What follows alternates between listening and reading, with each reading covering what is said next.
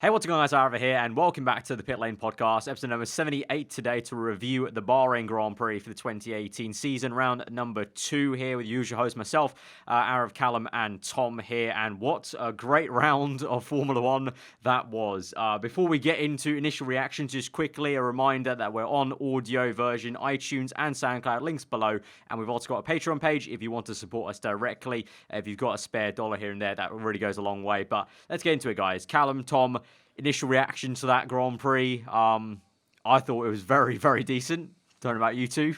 It makes up for Melbourne. I think that put it that Yeah. way. You know, after Melbourne, we did think, do we need to change the season opener? If Bahrain was the season opener, then wow, because that really did get the season going, and we had a large amount of overtakes, a few different names up there as well. It pretty much had absolutely everything, and I think the main thing that boosts people up when it comes to rating a Grand Prix is it's a battle for the lead, and it went down to the last lap. So a second race of the season, no complaints from me, and hopefully China can be just as good. But Bahrain continues to deliver. Yeah. Yeah, absolutely brilliant race. Small disclaimer, I missed parts of it because I was watching the Chelsea game in sync with this, and also a few dribs and drabs of MotoGP as well. So yeah, I'm not as clued in as the other two, but I've got a good idea of what went on. And overall, also really enjoyed the race. Really enjoyable from what I saw. Very tense. And I also thought, similar to what Vettel said, I thought Mercedes pulled off a perfect jackmate, especially once Raikkonen dropped out, but we'll get into that in a moment. But yeah, really good racing, intriguing to the end, and lots of standout performers in my opinion. Yeah, there's a lot of different, there's a lot of MVPs, basically, for each of their teams. Like, a lot of good performances pulled out of the bag, out of nowhere, pretty much, in some cases. So, we're going to go team by team from the resulting order. So, just kind of easy to go through, because there's quite a lot of moments. Like, doing the top 5 moment video, like 2 days ago, that was difficult, because there was actually so many moments. So, we're going to start with Ferrari, then, of course, Vettel winning the race twice in a row now. Who would have thought? I think me and you, Tom, I think you literally said that to me on Sunday after the race when we were talking about it. Like, I don't think any of us, especially you, was going to predict 2 wins in a row for Sebastian Vettel. Well, I went with my heart again, and I think I got the race prediction right again. So I said Vettel. I said I think so. Hamilton Yeah. pole, and I said Vettel win because I went with my heart, and I said based off of the logic of last season where they were better at Bahrain than Australia anyway. So that's 2 for 2 in race predictions for me now. I'm gonna say first one with the asterisk on it, which we'll gloss over that one. But yeah, fair play to him. I've got to say, stellar drive. And I do want to point out something we mentioned in the last podcast, in the preview to this one. It's something that I mentioned and brought up, saying that the 2-stop is probably the one-stop, should I say, the one-stop, 2-stop races. For me, the 2-stop is like the perfect strategy, not more than 2. I think this race sort of proved why I mentioned that, because you had the beauty of Vettel trying to make his tyres last right until the death and pulling out a 1-stop out of nowhere, and then you had Bottas and Hamilton basically trying to play a jackmate with him on the different tyres, and also you had all the different 2-stoppers as well further down the order, really mixing up the race. And overall, I think that's the beauty of it. I think too many pit stops gets confusing, which is sort of what I was alluding to in the sort of debate we had. And I think this race highlighted why just having the 1-stop on the cusp of a 2, with the 2 probably being the preferred option, is pretty much the perfect race, because it just leaves the options open. Even I can see here for Grosjean a 3-stop, so you do still get that element. In terms of the race itself, Vettel really if Gasly didn't do what he did, then I'd give him driver of the day, because to go that far, pretty much 40 laps on softs, is absolutely crazy. So the way also Ferrari played the long game with a strategy, nobody saw it coming. I mean, Arif, I know you tweeted about it and you came unstuck about it, so we'll gloss over that one. But yeah, really interesting race. And also, we're talking about Ferrari, so I won't delve into too much, but also quite curious how really Hamilton didn't really get going in the entire race, especially in that medium tyre, which is quite surprising in my opinion.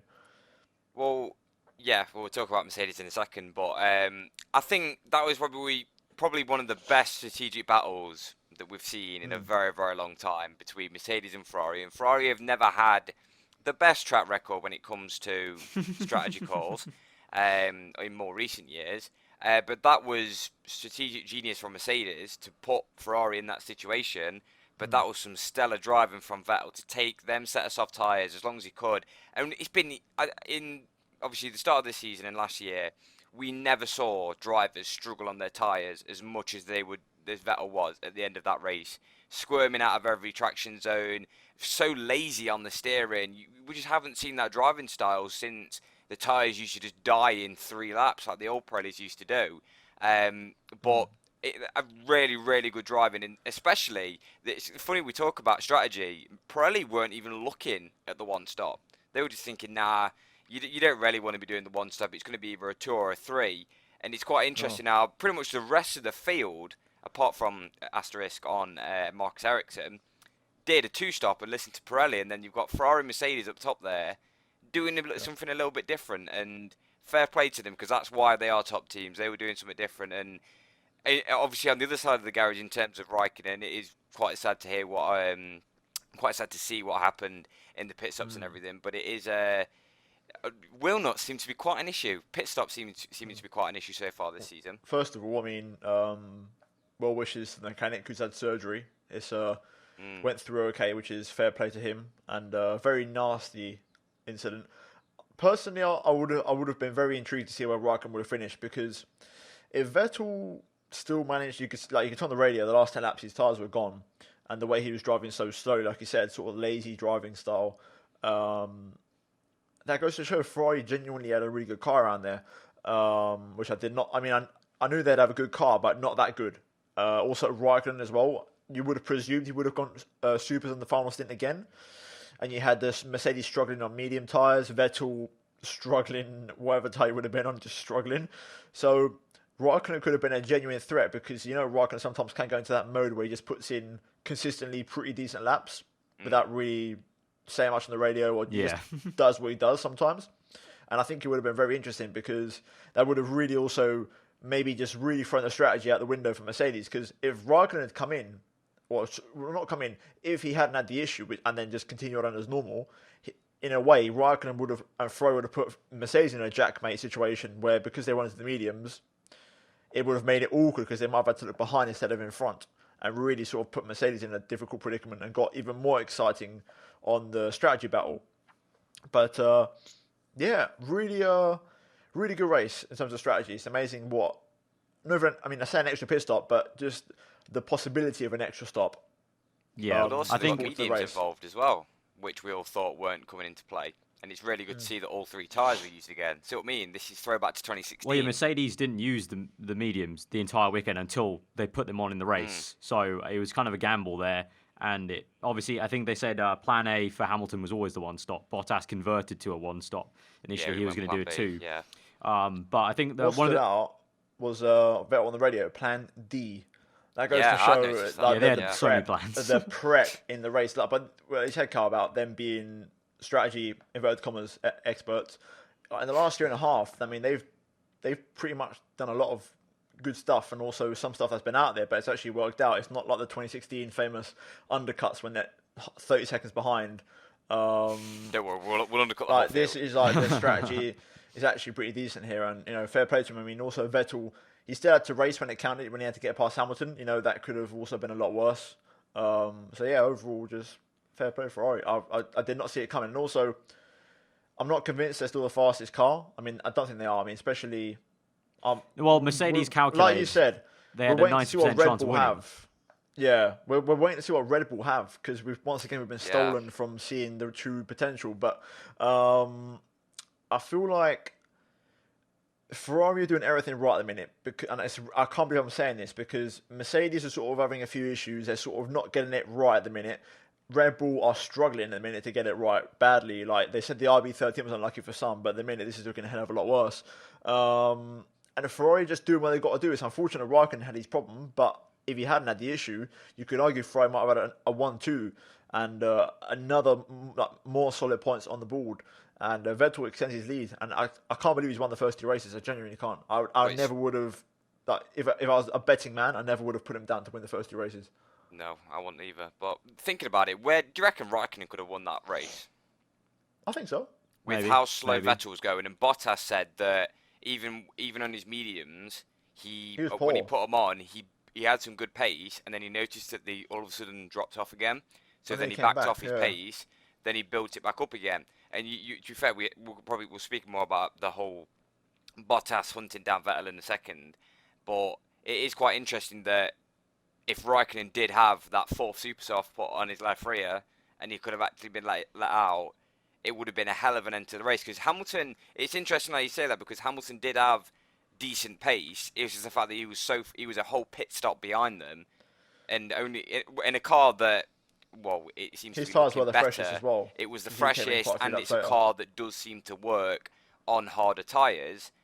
It is, on the whole, in a way, like what you're saying, Ferrari are picking up points where their competitors are dropping, because Yeah, it doesn't that's seem what like they they're gotta do. getting a fight at the moment.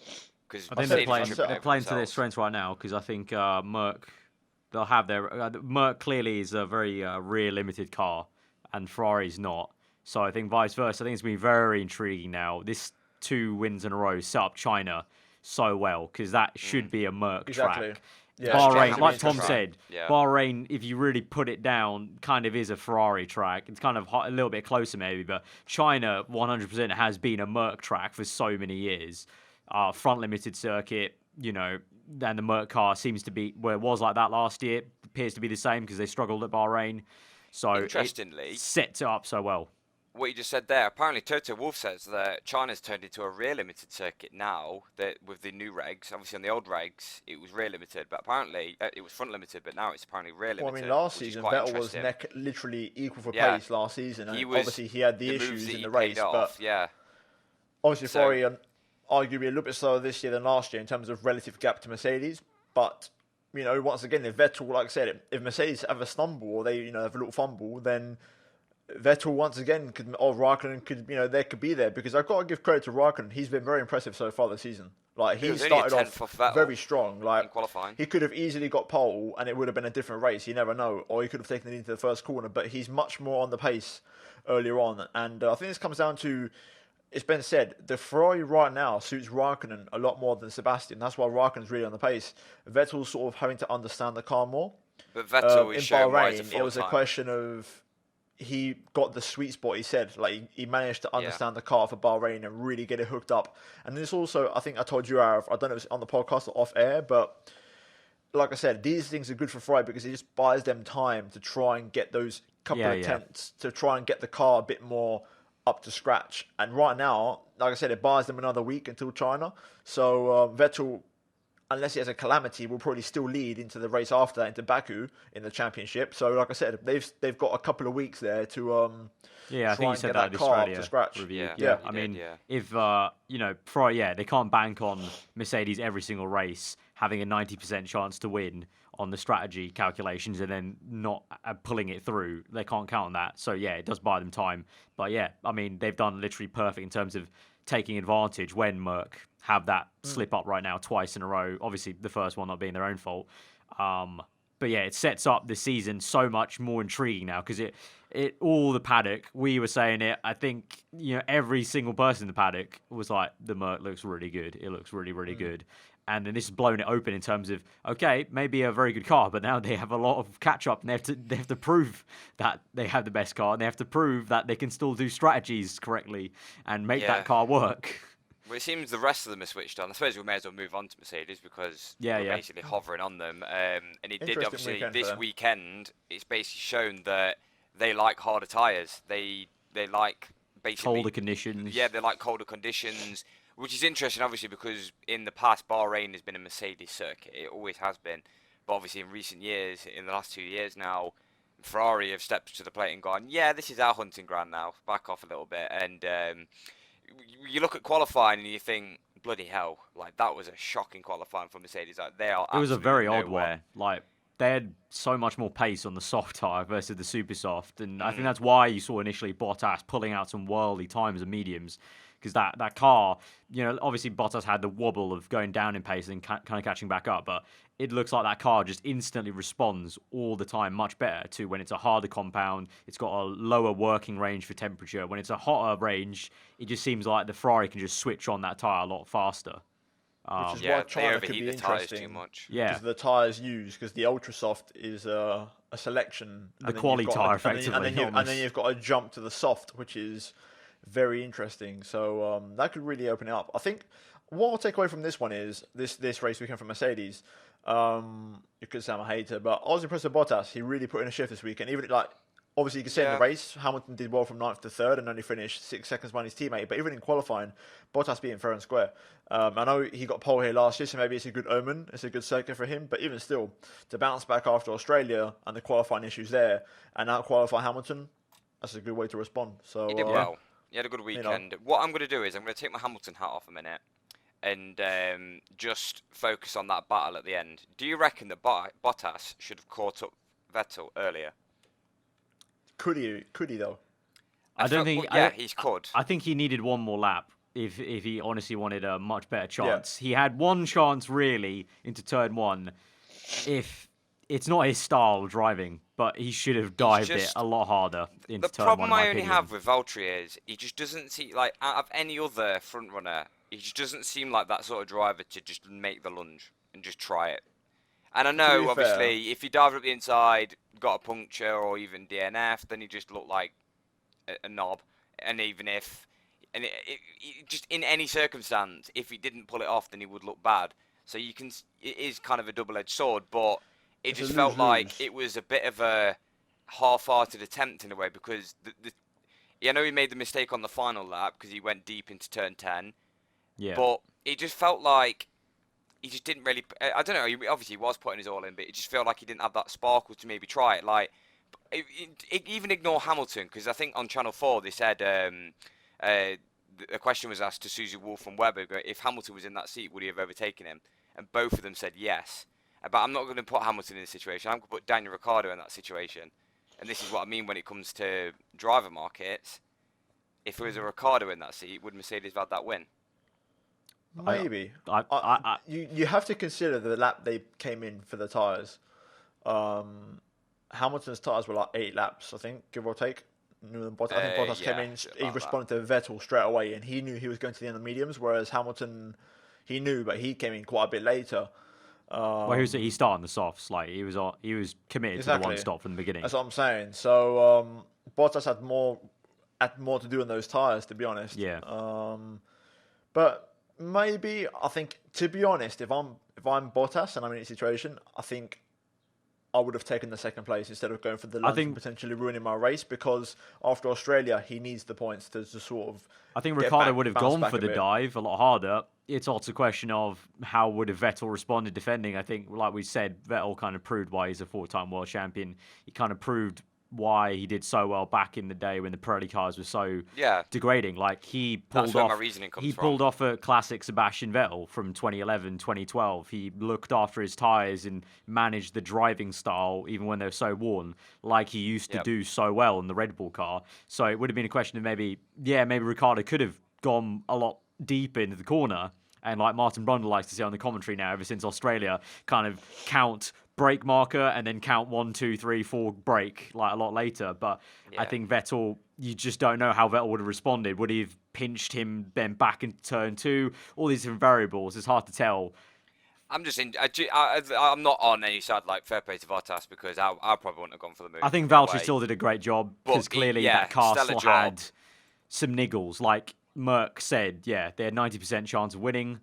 And in the podium interviews, Bottas did say, even though he was pushing hard, catching Vettel, he still had some struggles actually, getting the car around the track and actually getting the lap time out of it. So it seemed like he was trying his max, and I think that's just his driving style, maybe. Yeah, it's because what Webber said. Because Webber said that like he would have preferred if he caught up to him, and then just sat behind him and put the pressure on, rather because I think. You give a world champion and a 4-time world champion lots of time to breathe. And you think like Vettel is a switched-on character. He's thinking about everything, and he is planning every move. And you've just given him to the last lap to plan. So you don't give a world champion that much. I think as a driver who isn't a world champion, you need to be a bit more banzai. You need to be a bit more unexpected. And I feel like that's what will throw a champion off. In the same way that we saw with Hamilton at the start, who was he overtook 2 cars off the line, but we were very, very cautious just because world Yeah, he champions are a knows. bit He more. knows. He's thinking with his Yeah, they're head. trying to look after their car. Don't want to fall any bits come off. And fair play, nothing came off. But just a random thought that I think that was speculating after the you've race. got to be honest though. I just imagine the headlines if it's gone wrong and like Oh, after yeah. Australia, Yeah, for sure. Like I think I would have just stuck with the second place, and also I think if he had Hamilton's tyres, that difference in laps, that might have just made a difference between him going for the Banzar or not. I think in my opinion, because traction zone. He was locking up everywhere. Like he was locking up every lap into turn 10, into the hairpin. But yeah, also on the topic of Hamilton, I don't know about you, but I thought one of his classics over the radio this race. I know he demands a lot from his team, but he was asking. That was weird. That was. He was to be going fair, for it just the seemed a bit throat a bit. unclear. Everything. He was. Like, It was one of those rare moments. I think we had it before when Rosberg was there with him. Like there was a few moments when like he just didn't know what to do. Like it seemed he and the team just didn't understand each other in terms of like the team were like, right, you need to hit this target, and he was like, I am hitting the target. Why are you asking me to hit the target? yeah, because they were I'm saying doing like it. low 34s, and he was saying, oh, I'm doing a 34.3. Surely that's Yeah, that's and then the low, team isn't it? asking, And you go, how hard are you pushing though for that? It's kind of like, shouldn't you have the data for that in terms of the tire temps or the I think tire they've stress? got some sort of code word, because I think tag 2 Yeah, or whenever something's it's tag missing there, like whatever, something- that is code for how hard are you pushing. So tag 1 presumably is pushing as hard as you can. So they Yeah. kept saying tag 2, which is push probably as hard, push quite hard, but have a little Not bit full, in your locker. yeah. So that was quite interesting, but I know there was also radio communication issues because it was really like windy on his mic. You could hear a lot of wind noise. But yeah, that was quite. I don't know what it was. It looked like Mercedes had told Hamilton that he had a guaranteed, like it almost guaranteed that he could win, and then Hamilton was just sat there going, "So why am I not winning yet? Like what's happening?" It just felt like it was a breakdown in communication. That was almost kind of like them banking on Vettel having to pit, but then like, as the laps went on, it was very clear, and it was almost Hamilton was defenseless in terms of like, okay, so now what do I do? Even if I'm pushing flat out, I can't catch even Valtteri at this point because we were so far back, like you said, he was a pit stop behind. So ninth to third is still amazing at Bahrain, and it's just a case of if Vettel had pit.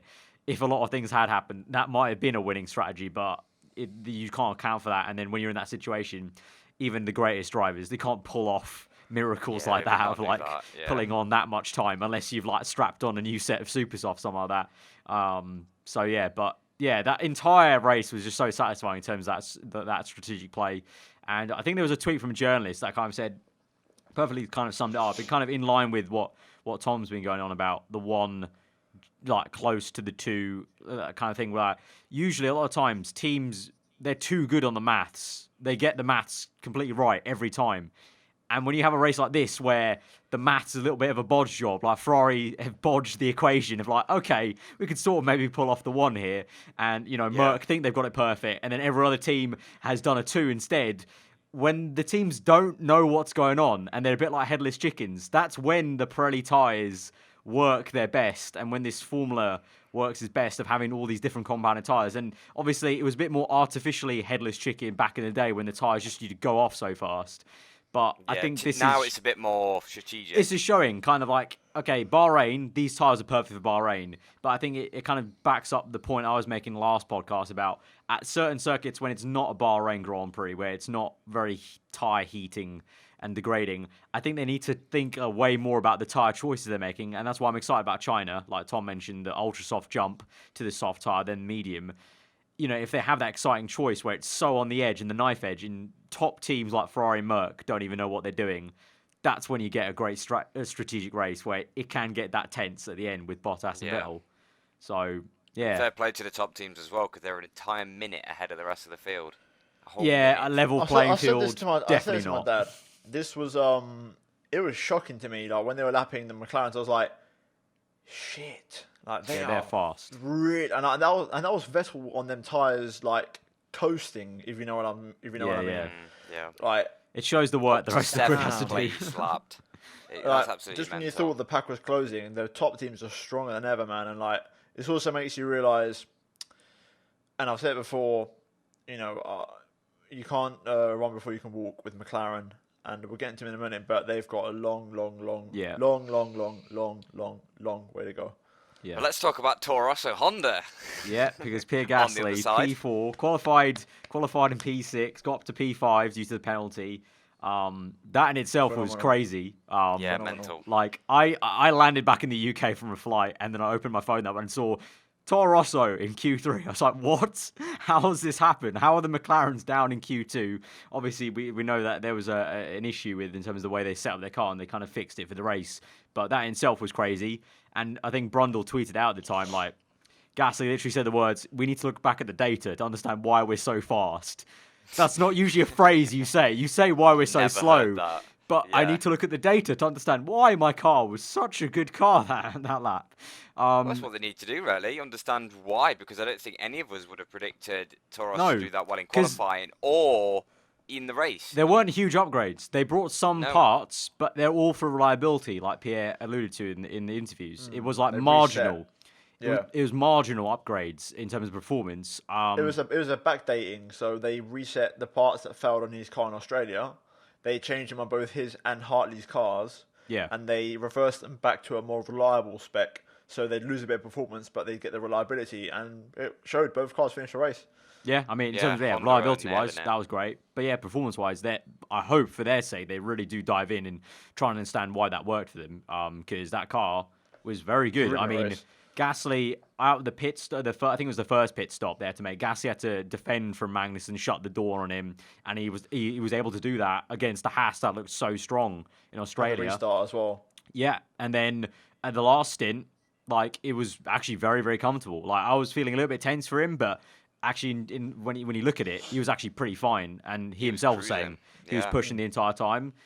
So yeah, like Tom said, if it wasn't for Gasly, Vettel probably would have been the driver of the day, I think, for the display. But Gasly pulling that off in quali, his first time in Q3, and then that race Also, he at had. the start. said Yeah, he overtook Ricciardo. Ricardo, Yeah, round yeah. the outside, went really deep into turn one, looked like he messed it up, and then managed to do him round the outside. Like, fair Yeah. play. I Obviously, mean, he did Ricardo get got him back. to turn four, but still. I said it to Arav yesterday, the new look Gasly. I was prepared to make a massive joke about, the way his hair couldn't stay inside his hat, and also the beard was coming. I was prepared to make a joke about the Honda taking its toll already on such a young man after just one race. But it Nah, completely it's the backfired maturity and, look. He's already maturing to a good driver.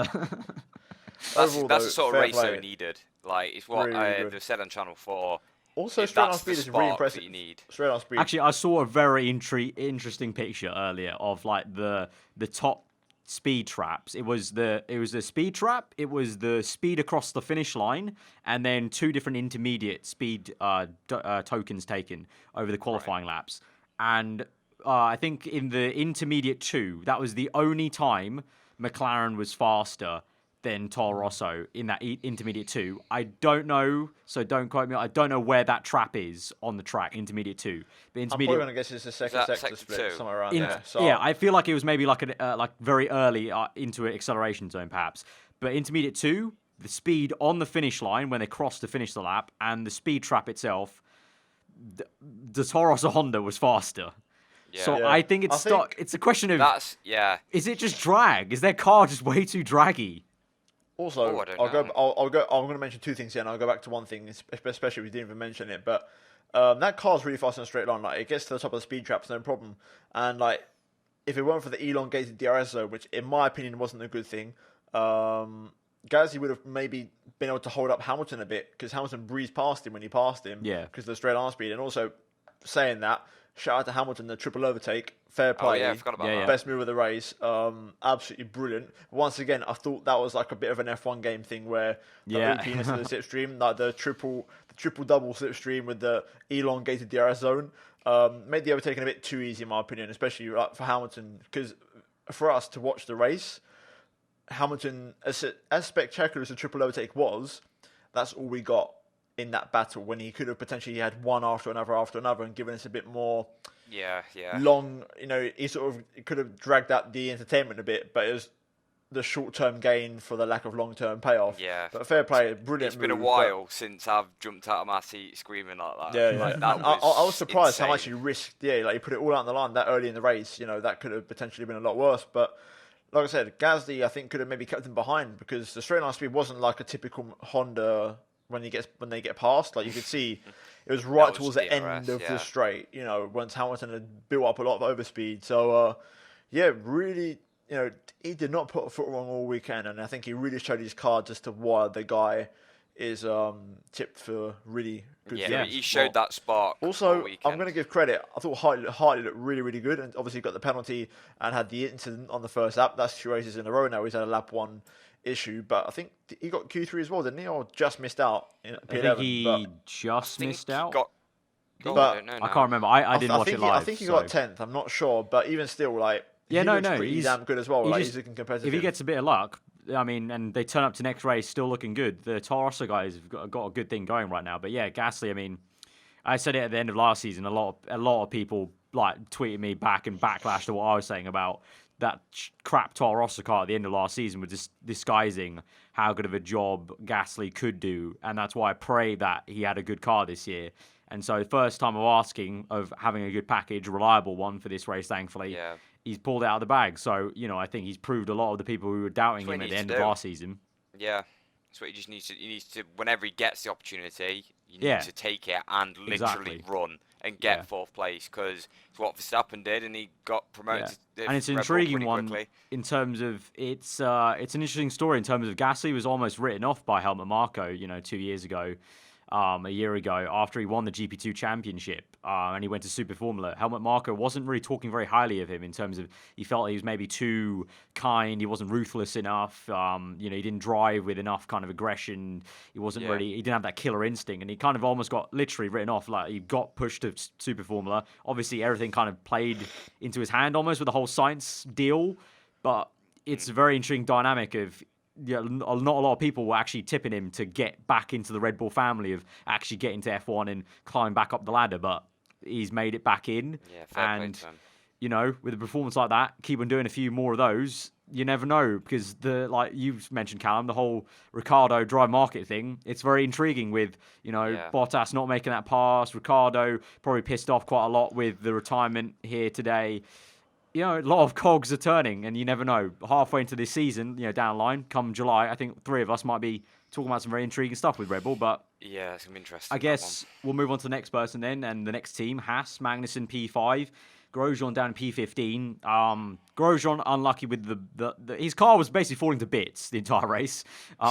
His end plate and the side pod was the biggest thing, and then a very frosty little almost connection with his team at Magnussen. I don't know what you guys thought about that. K-Mag I don't know. It was half the team not kind of pulling Grosjean in early to be like, come on, mate, your car's so slow. Just let him through or make it easy. Yeah, they're on different strategies as well. But at the same time, K-Mag did...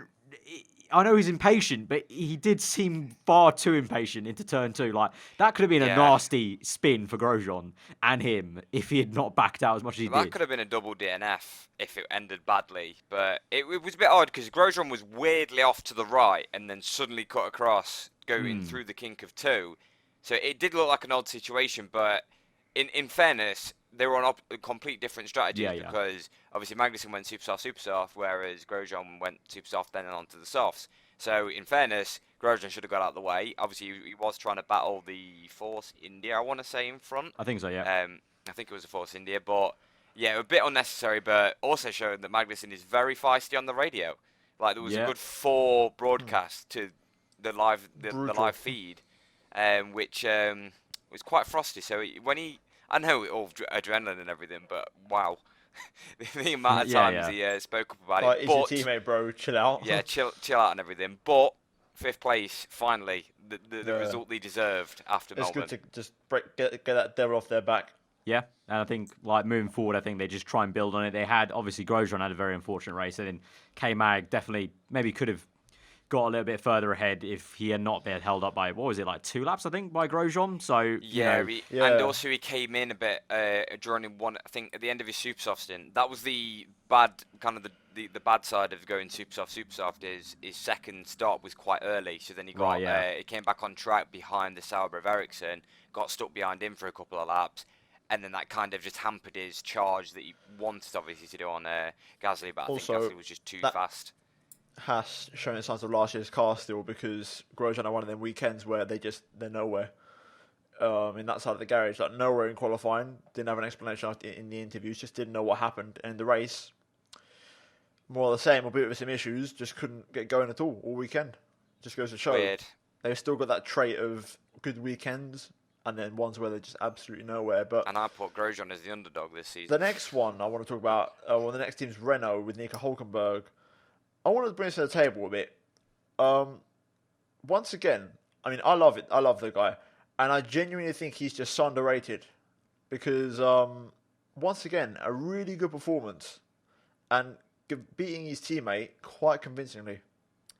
Right, I want to bring something forward as well when it comes to Hulkenberg. That, in qualifying, he must be the most consistent qualifier ever. That was his... I completely agree. He's broken the record for the longest period of time without being knocked out in Q1. And also, he's done 4 races in a row, qualifying in P7. He's doing exactly what he needs to do. He literally loves P7, and he's just doing exactly what he needs to do.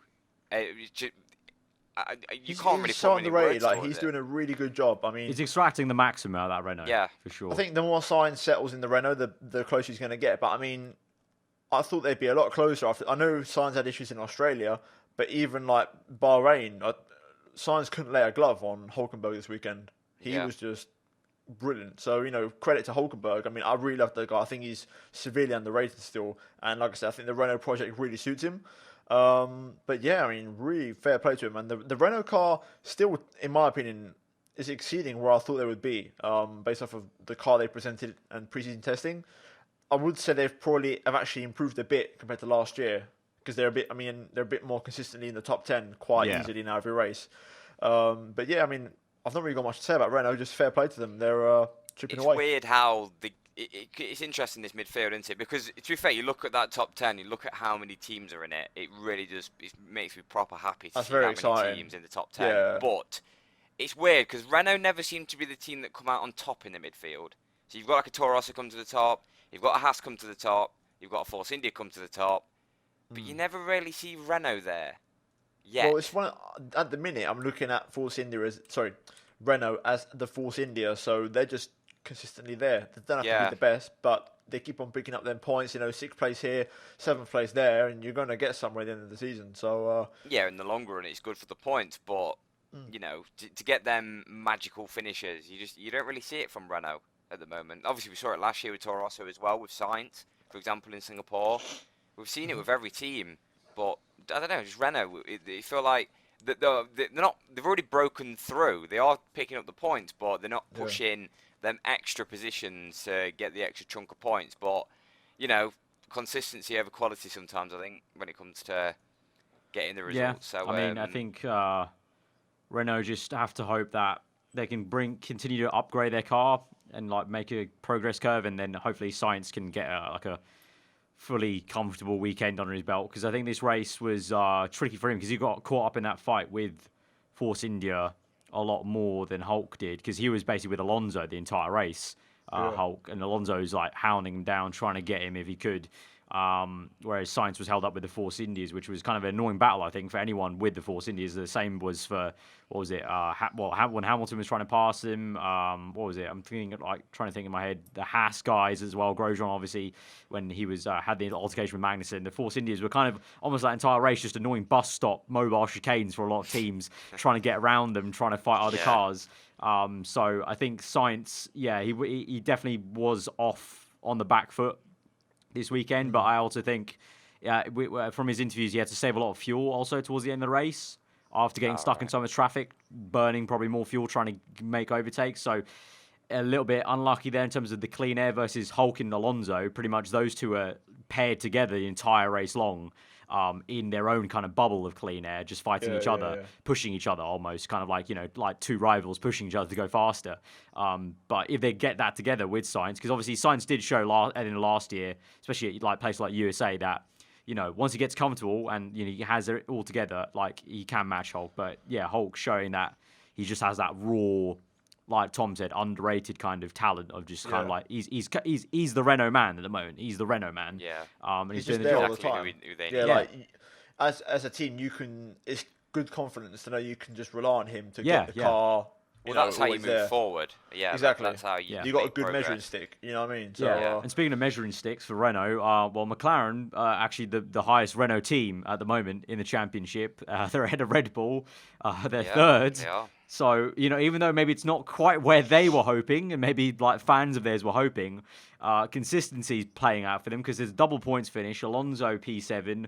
He did say that they got saved by the bell, though, this race, obviously due to the retirements for Red Bull and altercations but here same and as there. Australia, though, so that's a bit sort of... Van makes Dorn, difference as though, well, so. we'll get back to Alonso, but Van Dorn, I think he's gone under the radar of having a fantastic race because he was on the first he lap. was last. And I'll say that. He was I'll say last. that as well. He had a really good race. He was last, made 8 overtakes in that race, and pulled through to get back to P8 and just not just behind, but one position behind his teammate. Fantastic job by him. Like we said, there's a lot of MVPs of this race, and actually, I think almost for McLaren, I think Van Dorn performed better. Minus the start, that's his own fault, but he made up for it then at racing his heart out. It's weird how it went Alonso under the had a radar. crazy start. Alonso was from up there. 13th to 8th and actually got past Hamilton at one point. So, that was pretty Especially mental after from him. qualifying, in which that was just terrible again. That McLaren had a Mercedes in a way. Like them two teams just had a shocker when it comes to qualifying. But Alonso's start, that was decent. Go on, Tom. I watched the Spanish coverage. The issue with McLaren was they thought they'd done the best they could with the setup after Saturday. And they were like, right, okay, so we've just not got the pace. We've done what we can. And then overnight they just realised, and it's like a light bulb or like a lightning just hit them, and they realised, oh crap, we've been doing this wrong the whole way through. So they completely changed the setup for the race, and they realised what they were doing wrong, and that's where the pace came from, and that's why they were so much more competitive on the Sunday. And to me, in many regards, doing a Ferrari, really, getting both cars up there, they can take advantage and doing what they can. Yeah, well, to be fair, maybe, in a way, McLaren had hints of Mercedes in the way that it seems like they like the harder tyres as well. Because it did seem that the McLarens were struggling on the super soft tyres, and then once Alonso they got onto the harder tyres... I think really good. Toto Wolff literally also said that part of the reason why they switched Bottas to the one stop was because they looked at people like Alonso, who were like one of the first people onto the mediums in the middle of the race, and he had some very decent pace on the mediums at the start. So that's why they kind of almost switched Bottas to the one stop. So for him it was. I mean, I think a few people on Twitter were questioning maybe why McLaren did a second stop for Alonso, because he was on mediums that could have gone to the end, and he was ahead of. I think he was ahead of Gasly at that point. He was. He was. Medium. Yeah, so it was Hulkenberg and Alonso pit on the same lap. But I think they were covering off Hulkenberg, and they thought that they probably would have been caught by Gasly maybe. It's a weird one. It's a weird one. Then again, I've just thought of something. Just like what I said earlier about how Ferrari and Mercedes can push the tyres. In a way, obviously, the lower down the team you are, the more you're sliding about on the tyres. So obviously, you will kill the tyres more. So maybe McLaren was struggling a little bit more and couldn't make that one-stop work. But yeah, fair play to both of them, because Alonso with his start and overtaking Hamilton, because obviously Hamilton was just in the bubble of his own, like, do not touch my car. So when he got him up the inside into turn 8, turn 8.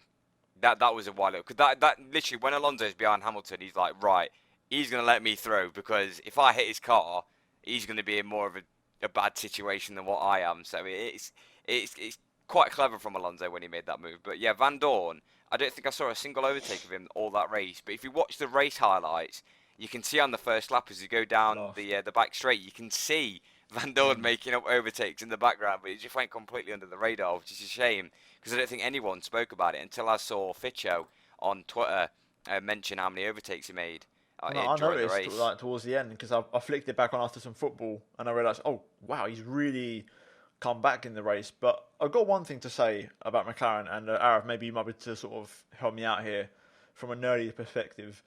It's very exciting to see the new part on the side of the car that went on this weekend, because they've completely redone the side end plate.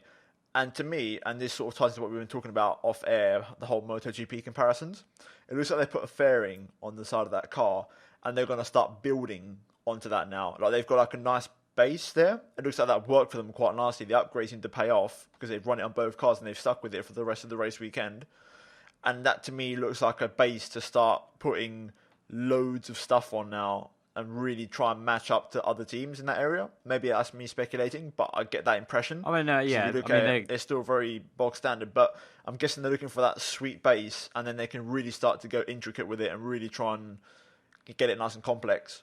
Yeah, I think they're just going with the Ferrari, Red Bull, and Merc route of the big end plates and the side pods. So yeah, they're just getting the kind of first bits on of like the first kind of main plane rake, and then they might, because obviously for Spain they might bring in the big, they like might bring they might have the triple slot actual end plate instead of they had a 2-prong, and it was quite a narrow 2-prong. It was quite high up on the side pod.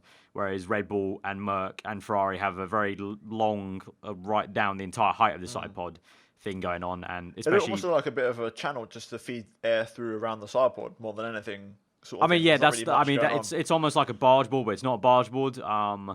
But yeah, you have to start off with that base before you can really start working on any of the kind of intricate winglets that come off it to attach to the chassis. But yeah, I mean, they're just going with, I think most teams will be looking at developing that. Obviously, Haas rocked up this year with their crazy little 4-array version this year compared to last year where they didn't have that. And I think most teams, if they can help it, if they have the R&D, if they have the money, it looks like the no-brainer way to go about developing the side pod area of having that big kind of snowplow, almost sideways snowplow of it's like all connected of appendage. Yeah, so yeah, I mean, positive signs for McLaren because their rear wing and like their rear end, like you said, is really good, and their front wing is one of the most complex, if not the most complex in the grid. So it's literally just that middle part of the car, which, like you said, you could argue is the most important part of the cars this year. Yeah, I think so. Where they need to develop. So there's definitely time on the table, and it's also visually straight after Australia for them to put that upgrade in the car and for it to work. And like we hear Alonso say there's stuff coming all the time, but to actually see it happen after Australia straight away, bang, and put it on the car and keep it, you get more confidence of like, okay, maybe what they're saying is true, so they've got more stuff coming. So hopefully, fingers crossed. Yeah, there's a lot more to come. Development. Like, by Spain, we might see a very different McLaren in that part of the car, for example. Yeah, perhaps, but also at the same time, I think they need to be wary looking at those speed trap times. I think they need to maybe also be wary of trying to also cut drag where they can, because that car just seems very draggy, very, very draggy, which is ironic because of their whole size 0 thing in the rear. But I think a lot of their front aero and just the general shape of the chassis at the front of the side pod, I don't know, it clearly is very draggy because the speed traps and especially across the finish line, which is basically the indication of how well they accelerate out of the corner and then gain the speed as they get to the line. That's a good indication of if you've got a draggy car, and for them to be slower than Toro Rosso Honda kind of speaks volumes in terms of, okay, maybe they do need to look at that, in my opinion. That's just my opinion. I mean, obviously, they've got engineers, so let's see what they come up with. Let's see what they look at. But I guess that moves us on to then the next man, Marcus Ericsson, Sauber Alfa Romeo, another man, along with Gasly doing bits for his team. Sauber with points in the second round. Fantastic job. Wow. Fantastic job by Ericsson and the strategist especially to pull off the one stop. I kind of likened it to Verline's one stop at Spain, just keep with it. Ericsson at one point was fourth, wasn't he? And then he just fell back. Kept with it, kept plugging away. Yeah. It's weird, Ericsson, isn't it? Yeah. Just he's 50 races since his last points finish. And it's hard to bring up words for it because a lot of people see him as a pay driver, and you see it on Twitter, and I view him as a pay driver because he's fifth season, though. In a way, you look at it and he just goes, he's just done enough just to stay in the sport. Like, he's knocked out Nasser. He's knocked out Verline. Smith said it. No, sorry, was it Jack Nichols? Jack Nichols, yeah. He's just plugging away, knocking out his fellow competitors, proving to Sauber that he's the best driver for him. And then, obviously it's been a while since he has scored points for the team, but, the car's been what it has been. It's odd, yeah. The car, it's hard to blame it all on the car. It's hard to blame it all on the driver, but, he's had his little moment of madness, little moment of magic. Let's see how we go for the rest of the season, but fair play to him in Bahrain because he's done the job, and it leaves only Williams not to score any points. I think prediction-wise, I think I was a bit more optimistic about Sauber because we always have that sort of. I seem to be a bit more hitting hard by the smaller teams trying to do well. Yeah, and they've got that sort of manner spot at the minute for me. But I did say I think I could see something in them this year because the car was just a complete overhaul on last year's package, and yeah, I'll say I'm surprised, but I'm not surprised. I'm surprised it happened so soon, but I'm not surprised he got points because I could see them getting points this season. It's just the fact it's happening in the second race. Yeah, I think it's a really good foundation there for them, and I think in terms of like them pulling off that strategy, I think it kind of bodes well for them. Like, okay, so it looks like if we could maybe just pull off these kind of one less stop strategies when it's a racetrack that kind of benefits to that. They could find themselves in those positions often where it's kind of like, okay, just get your head down, Marcus or Charles, and just, they overtake you, but just keep plugging their way, and, we'll get to the last few points. And, for right now, they've scored points and Williams have not. So, pat on the back for them, the strategists, and Ericsson for doing that job. On the flip side, the other side of the garage, Leclerc down in 14th place, they did the wrong strategy. I mean, it looks like for Sauber, I don't know about you two, I think Ericsson showed that basically the Sauber's best strategy was that one stop. And Leclerc tried to follow, but I don't think it worked based off of what I can see on screen. It looks like he couldn't make his tyres last. He did a 2-stop instead, soft to medium to super soft. So, and that whole pack from Leclerc, Hartley, Perez, Sainz, Ocon, Ericsson, they were all really close on track as well. So that was ultimately possibly the difference. Maybe, yeah. I think because I didn't see a lot of Ericsson in that race. He kind of popped out of nowhere up into fourth. So I think he had a lot more clean air, perhaps. And all we saw was him getting overtaken. Yeah, exactly. So he kind of just popped into that clean air, and then that's when we saw him in terms of getting overtaken. But a lot of teams, like Alonso, switched to an extra set of super soft. So I don't think you can really fault Leclerc too much for that, and the team too much. And it's only his second race as well, so give him time, because I think F1 a lot of the time, and F1 fans especially a lot of the time, are very much trial by fire. Like I said earlier, happened with Gasly last season. People were so quick to like attack him at Brazil, I think it was, when I was tweeting about, it's just the car, guys, like wait till next season. I think it's the same thing. I saw a lot of people chucking the book at him straight away. It's like, guys, it's only his second race. Like, yes, he's kind of got quote unquote slapped here, but one strategy plays into it, one dirty air and the amount of cars around him plays into it, and also it's literally his second race. And Ericsson, we literally just said his fifth season. Yeah. So he's the team leader. Ericsson is the team leader, so he's doing what he's meant to be doing, and he's got the points. So just hats off to him. Yeah, I mean, I'm not much to sell. Yeah, brilliant job by him. And then another MVP in my eyes, in a way. Yeah, Ocon in that crap Force India getting 1 point. He was less than happy. He was kind of like, well, it's 1 point. It's nothing to be amazing about, but it's something at least to start us off with. And I guess they can maybe take that as a bit of a snowball effect to hopefully build their confidence. But excellent job, Ocon. But that car is still pretty meh, basically. Yeah, that's a dog. And they had a few upgrades this weekend as well, but they're still a bit far off. They're closer. You can tell they improved from Australia, but they're still a little bit away. Apparently they were doing back-to-back in when it comes to free practice, or either that, or they just didn't have enough parts until Saturday. But they were trying to compare parts, and apparently the parts were improving. So because they did use, I think it was a new front wing for the race. Right. But yeah, I think like what you said, aarava, it's just a little bit of a confidence boost, that, because I think they really need it after Melbourne, where they were pretty much nowhere compared to where the points were. Perez, we can't really compare too hard, because obviously he did get wiped out by Hartley on the first lap. And he also got a penalty, I think, as well. Well, him and Hartley got penalties because they had a mix-up on the formation lap. To the formation lap, because apparently Perez actually overtook Hartley instead of the other way around. Everyone thought it was... Apparently both drivers were aware of the situation, but didn't really do anything about it, so the team just thought, sod it, 30-second penalties for both of you, which was quite odd, quite harsh in my eyes, because the formation lap doesn't really matter as long as you line up correctly. But that's how it rolls in that one. So on the face of it, an okay recovery drive for Perez. But yeah, Ocon obviously out racing his teammate, but you can't really say much on that. But pick up 1 point. It gets them off the mark. Yeah, they're not, because otherwise you get in that rut where you're gagging for that first point to sort of get you going, and that can be quite bad. Like as we'll talk about in a minute with Williams, and also once again referencing the comparison to 2014 Sauber. Like if you don't get that point on the board, sometimes it can just sort of takes all the way to Brazil. yeah, exactly. It just gets the motivation low. You don't really get off the mark, and it just sort of puts the season at least now they can build on it.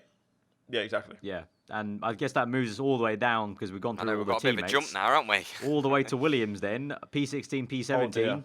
I think Tom has plenty to say about them. I mean, I've said so much in the I'm past. gonna just. It's very simple. But yeah, Tom, I go saw with a the tweet. Swift fact. I saw a tweet and it was absolutely incredible when I saw it.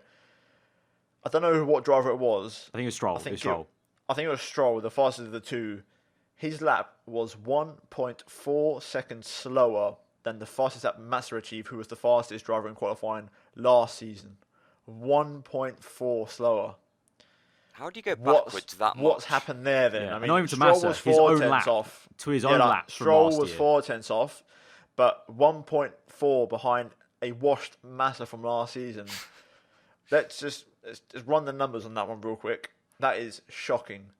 That's And that's massive. Also, I am not surprised. I predicted Williams to be rock bottom this season, and that's exactly where they are. Crisis. Mental. Crisis. And to for be them. fair, Sirotkin said they look like idiots out there. Yeah, Stroll, I true. know he broke his front wing a tiny bit, but to be fair, I think they were quite close on track all race, both Williams, because I remember looking at various points and they were only like 8/10 apart. Yeah, but the car. But even still, that is a shocking car, and I feel bad for Sirotkin in a way because you wait all this time to get to Formula One and then you get put in that. Maybe some people might say he deserves it being a pay driver, but I'm not seeing him as a pay driver just yet. At least he got a race under his belt and finished the race, unlike Melbourne. But yeah, they're in no man's land. What do you as do? they say. Question to both of you. What if you're in charge of Williams? What's your next move? What's your plan to try and save this first of all, crisis? Like You what? crack out the 2017 car. Well, no, That's what you do. I would get a sponsor in line for next season. Get the money secure. Because Martini are off and they're rock bottom. To be fair, in a way, Martini are doing a good thing, getting themselves out of there Um, fast. Yeah, I would. Yeah, just literally call Massa up. Tell him to give back his car that they gave him to him from Brazil. Tell him to just hand it back and just run that one. Basically, stick a halo on it.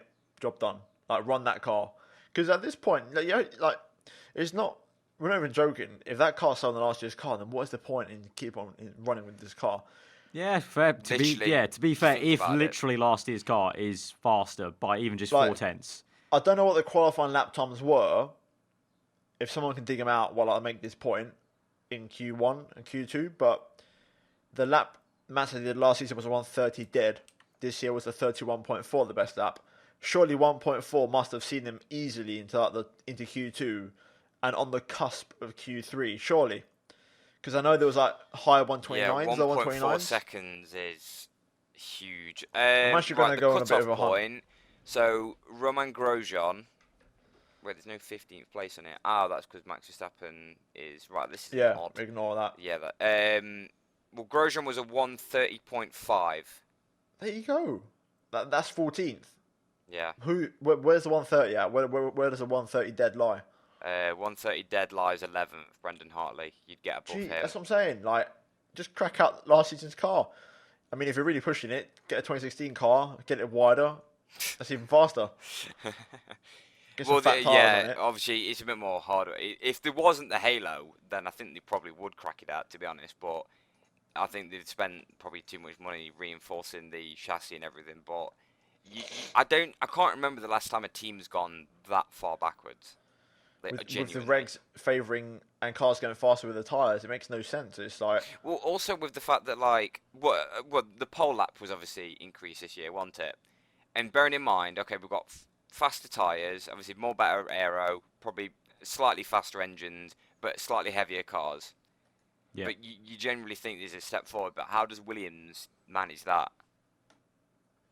Like I just genuinely, Crisis. literal crisis. But at least he finished the race, unlike a certain RB Yeah. in the corner, which we came out of Melbourne saying, well, Look, you know what? let's see where they are. We've said it so much now, and I'm off the hype. I'm off the bus. I'm bored now. I'm bored of Red Bull being the team on paper that should be good.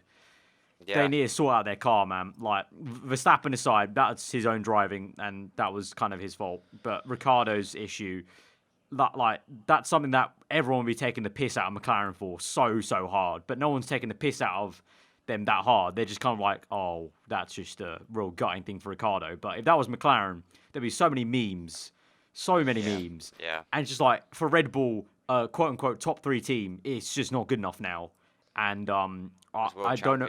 They need to turn up to China. I feel like the way they redeem themselves is turn up to China and winning it, because just being on the podium is not good enough for them anymore at China, because they're still going to be ages away from points from Merck and Ferrari. Contender, it's not good enough. Like, they're writing themselves off before the season's even started. I think they're already they can't win. They're nowhere now. All right, it's over. Cancel their season. Like, well, I don't know.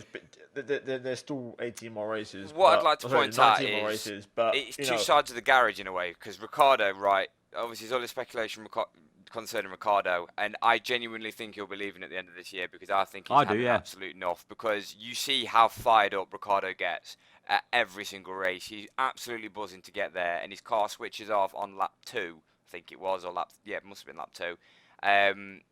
Just like that, and after all of the bad luck last year, and it's to carry on this year as well, I genuinely think Ricciardo's had enough. Yeah, and I think that's case point. I think he's going to be shopping for a new Formula 1 car next season. On the other side of the garage, I feel like Verstappen is having a Hamilton 2011.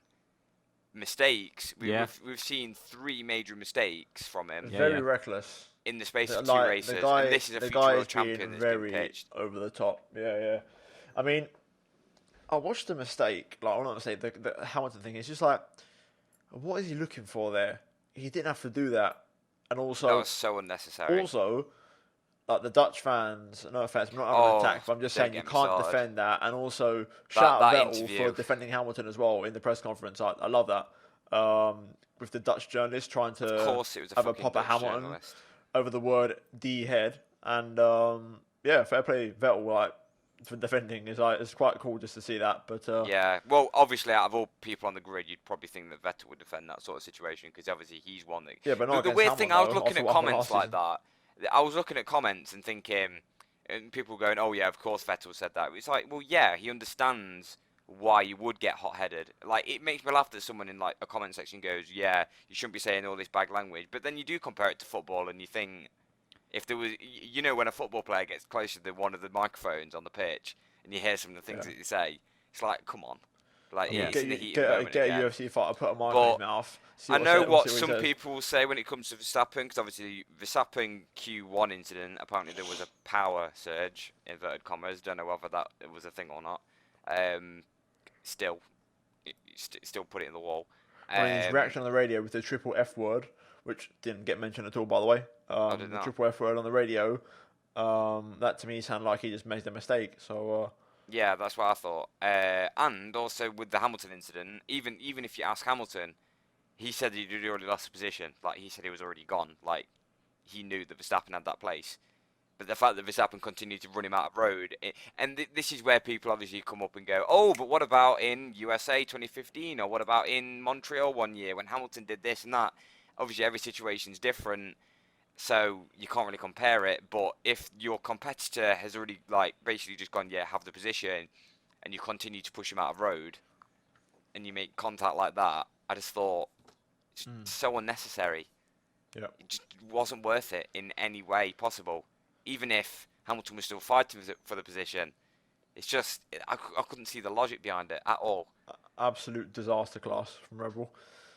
But yeah, I think that's what I mean by the two sides of the garage. Because Verstappen's contractually bound, isn't he, till the end of a couple of years now. Yeah, but Ricciardo, like, he was, you could feel the frustration. Like, the last time I saw him, that was Monaco 2016. He was seething. He was piping hot under the helmet. Put it this way, the amount of interviews I saw of Ricciardo pre-race, and he got asked the question, are you going to win this race? And he said yes.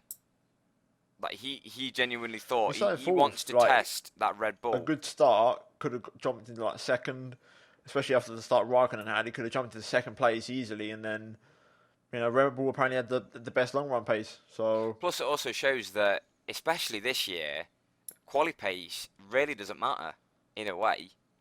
because we've seen Mercedes obviously come back. We've got teams such as McLaren moving. We look at the midfield. Look how much that changes compared from quality into race day. So qualifying doesn't really show, and obviously we're going to go into China. Well, we'll have to make predictions this podcast, and I genuinely still don't know where to put Red Bull, because out of what you said, you're off the hype train now. I guess I don't know whether to just put a bet on Ricciardo being the first retirement again. Double retirement, 10-1. It was even better, that camera angle, though. Like, literally, that just summed it up. When Verstappen was limping past, and you saw Ricciardo at the side of the road. Amazing. And then it cut to Newey, and you're like, oh my god, what is this team? They were literally proper turned into a shambles. Yeah, But, Toro Rosso, the number one team for Red Bull. I think you mentioned it, but I think we could just roll into predictions, to be honest. Yeah, think so. Yeah, we can Go do. into China, as I am the man with the crystal ball at the minute. On them. It's got to be a Hamilton pole. It's just Right. got to be. And I think it is time for the Hamilton win. Unfortunately, I think it's the. I think it's Finally. the one. I think this is the one. Right. Okay. I'm gonna say second place Vettel. I think he can pull it out the bag. Third place, I'm going to say Verstappen. Fourth place, I'm going to go with. I can't call this Ricciardo, and I'm going to say fifth Raikkonen.